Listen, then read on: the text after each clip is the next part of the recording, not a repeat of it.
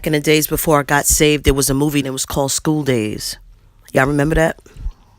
School Days. It was a lot of weave. It was a lot of makeup involved, a lot of sex, a lot of debauchery, a lot of entertainment.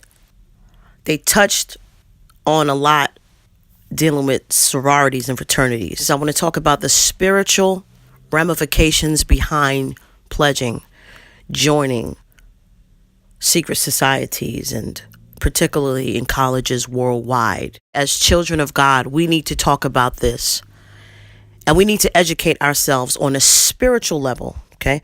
Not just on a fundamental level about getting acceptance or getting involved in societies that you think are a good thing. There was always an innate wanting to know more. And Satan set the stage. He basically gave Eve an opportunity by merely a conversation and a thought. And once that conversation transpired, once that dialogue, that give or take, wow, you can be like God. You can know more. He made it so tantalizing for her appetite. Satan is very, very crafty. He studied Eve. He studied Adam. He studied their movements. Even though they probably didn't see him at the time, Satan was always watching them. He was always studying that reflection of God. He wanted to taint and corrupt anything that was affiliated with God. And that's exactly what Satan wants to do with the youth or anyone who wants to pursue higher learning. He wants to be involved. So as long as you realize, brothers and sisters, that your education, your higher learning, is not just books and studying. No. Your education has also spiritual ramifications behind it. Okay? You get fresh out of high school.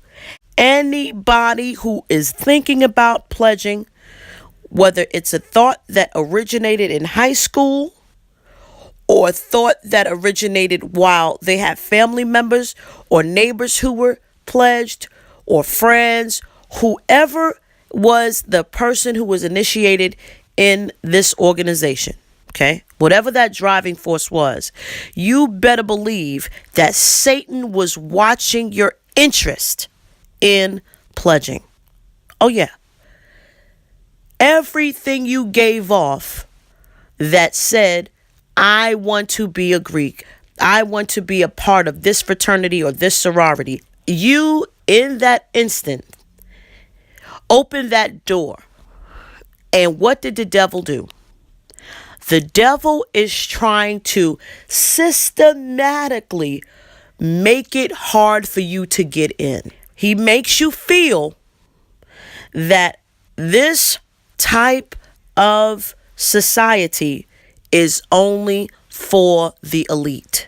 So the lust of the flesh, once you're operating in the lust of the flesh, the lust of the eyes, and the pride of life, innately, that prideful spirit, that competitive spirit is going to make you what? Just like Eve, say in your mind, I want it. I gotta have it. She's gotta have it. He's gotta have it. You gotta be, you understand what I'm saying? It's I have to have this. I can do this. Just like how people in Hollywood, just like people in entertainment, just like people who play ball or whatever the case is, it's that initial innate, I can do this. I want to be a part of this. It's a driving force. Irregardless of the fact that you didn't seek God, irregardless of the fact that you didn't pray upon this, irregardless of the fact that you didn't even do your research about this particular fraternity or sorority, or the historical and biblical perspective in terms of what God says, you shall not, hear me good, worship any other gods but God Almighty, okay? You just went past that. You don't realize when you are entering in these fraternities and sororities that that's what they're doing. You got idolatry, huh? You got pride. You got the lust of the flesh, the lust of the eyes.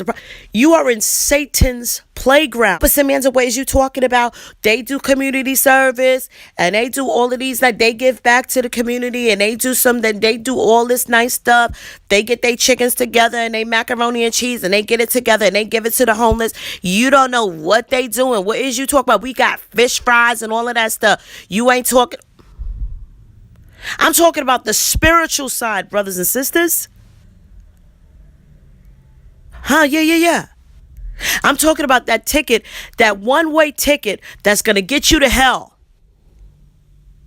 Because you decided by way of pride, ego, a low self-esteem, and that spirit of rejection and rebellion, that driving force, okay, that ushered in you pledging allegiance and you standing in front of an altar, which is satanic. That altar, that is a demonic altar, that principle that was in place. Oh, yeah. You bowed down. You said the rituals. You did everything that encompassed pledging. Did you remember that? Did you remember those ritualistic practices? Come on now. See, it's funny because, people down Masons and Master Masons and all of these skull and bones, they talk bad about that, but you're doing the same thing. Yeah, they talk about people in the music industry selling a soul and writing, their names in blood with contracts and pledging to the Illuminati and all of this stuff. See, but the trickery with people in the higher learning arena is that it's covered with education. They just want to learn. That's the arena. So if someone on the outside that's unlearned and don't have any insight spiritually about what these guys are really all about and what the driving force, which is Satan, what he's really doing in the guise of, quote unquote, being amongst the elite. Brothers and sisters, do you realize what happens behind closed doors in some of these societies, allegedly? Do you know how much homosexual, sodomite, unnatural behavior goes on? Listen, if people in the music industry who are literally pledging to Satan, Baphomet, do you realize that as long as Satan is involved in your organization, it's not going to be holy? Do you wrap your head around the fact that I don't care if you wrap it in a package of community service, if you put it in an arena of school and learning, as long as Satan is involved in orchestrating the show, and as long as he is promising by the higher ups in this world that you're going to be given privileges and trinkets along the way, different opportunities and whatever they promise people who get involved in this, there is always some type of pay up. Oh yeah, when Satan is ready to collect on behalf of that pledge, on behalf of those ritualistic sacrifices, it's not going to be pretty. Why do you think most of the people in Hollywood are ready to blow their brains out? Because they realize that all the tricks and trinkets and fame and money that Satan has promised them, they still are separated from the Prince of Peace.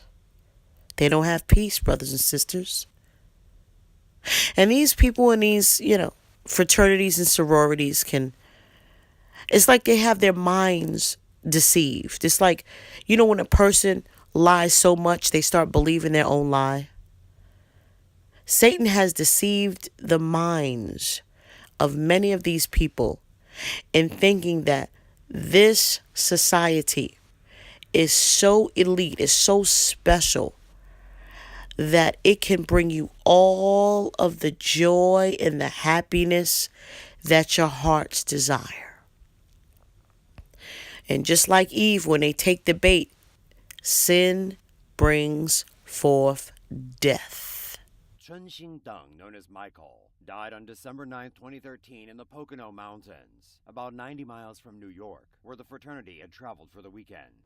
Police said the fraternity brothers were conducting a ritual for new pledges in the frozen yard of a residence called the Glass Ceiling.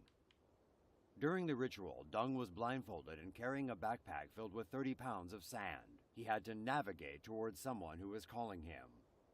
The walk was made more difficult by other fraternity members who had to tackle him and physically prevent him from reaching the other man. At one point, he was lifted off the ground and dropped in a move called spearing. Soon after that, he complained his head hurt.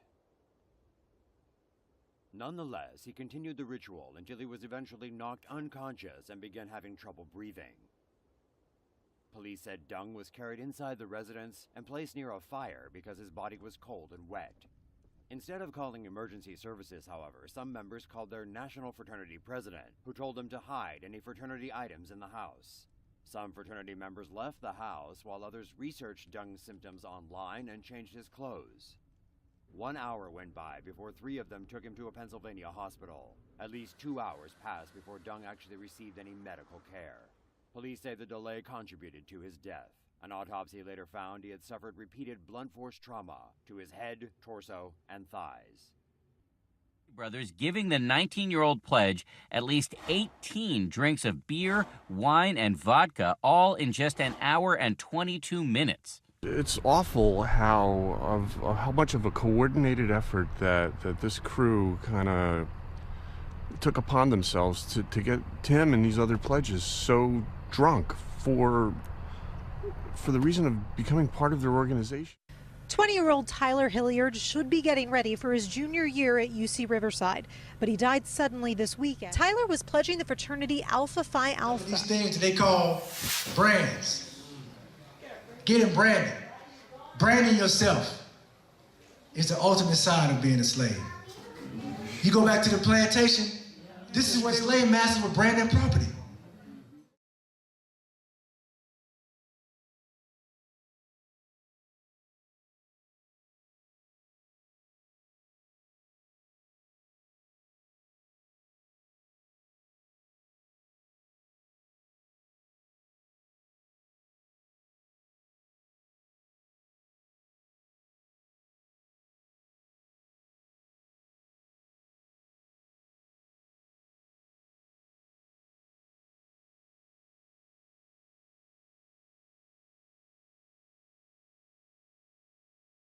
It's the latest thing, getting branded.